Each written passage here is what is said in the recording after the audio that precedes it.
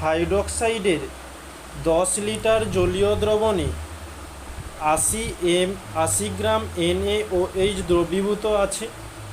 দ্রবণটির গাঢ়ত্ব গ্রাম litre inverse এককে নির্ণয় করো।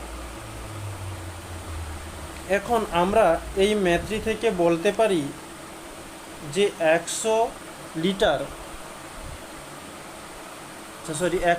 বলছি 10 লিটার 10 লিটার জলীয়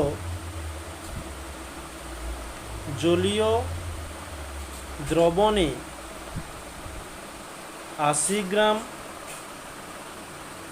NaOH দ্রবীভূত